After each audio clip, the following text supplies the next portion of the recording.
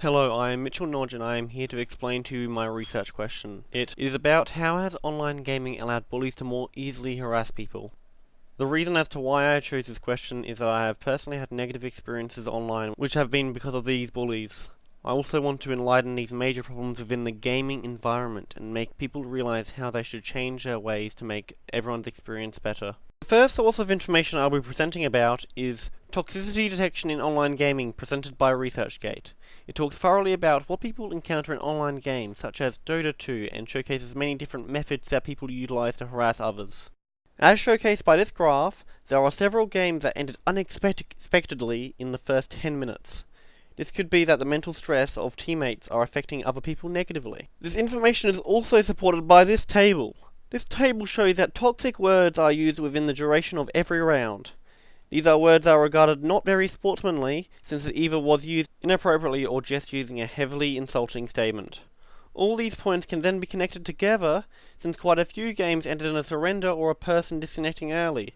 This is probably because the person cannot deal with the stress invoked by the other people whom are utilizing these inappropriate and unsportsmanly language or actions.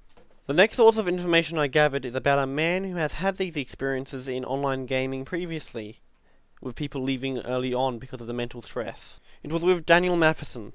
The reason as to why I chose to interview him is because he has vocalized commonly about how people can be annoying in online gaming. I utilized a voice application called Discord to communicate with him, where he answered my questions in-depthly. He vocalized about the many negative experiences that occur in online gaming and how they are provoked. One of them he spoke in-depthly about was how in the game Grand Theft Auto Online he was doing some missions with other people he thought were friends. However, when one thing went sour, everyone turned on each other. They all used absurdly offensive insults at each other. He couldn't handle the pressure, so he turned his computer off and blocked them on all forms of social media. However, most people cannot do this since they have interactions with these people in real life. Some more information about this idea was gathered from the TED Talk by Jess Shell. He spoke about how games, specifically Facebook games, are making people who work together affect both their work ethic and their output. This is a major negative since you cannot simply block them out because then it would make the real life encounters a lot more awkward. Jess talks about the issues that are presented and how bullies can harass easier with more of a leverage against others. The final source that was utilized was arguably the source that gave the least information and visually the least reliable. Was from massivelyop.com, named The Psychology of Online Gaming Toxicity, Fan-Personism, and Identity. The information showcased on this page is mainly information that reinforces what was already stated within the previous sources. They spoke about how bullies can easily harass people and destroy friendships with ease, and reiterated all that was said previously. Overall, according to all the information that has been spoken about, and from simple deduction, I believe the research question, how has online gaming allowed bullies to more easily harass people, has the answer of online gaming provides an easy, anonymous way to attack others verbally. This is what I believe to be the main reason as to why this is the case. Some research processes that were utilized to make this report and analyze the information would include creating and organizing information from all the different websites.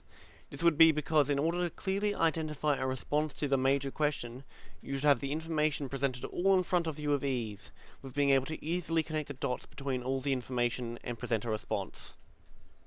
This is what I mainly use to generate this very research summary, since it makes it tremendously easy to provide this response. Another one that I think was important for this assignment is sharing and presenting the information.